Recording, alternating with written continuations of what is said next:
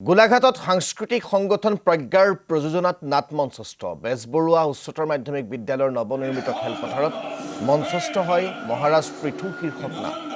বিশিষ্ট নাট্যকাৰ হিল্লুল কুমাৰ পাঠকৰ ৰচিত আৰু অসীম কৃষ্ণ বৰুৱাৰ দ্বাৰা পৰিচালিত নাটখন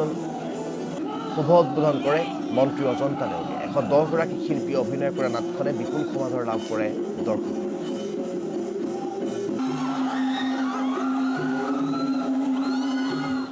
মই প্ৰথমতে প্ৰজ্ঞা ফাউণ্ডেশ্যনক কৃতজ্ঞতা জ্ঞাপন কৰিছোঁ যে তেখেতসকলে এই সুন্দৰ নাটখনি গোলাঘাটতো মঞ্চস্থ কৰিবলৈ ওলাইছে মহাৰাজ পৃথু এক ঐতিহাসিক কিন্তু তেখেতৰ বিষয়ে আমি ভালকৈ নাজানো গতিকে আমাৰ এটা জাতীয় দায়িত্ব যে আমাৰ বীৰ বীৰাংগনাসকলক আমাৰ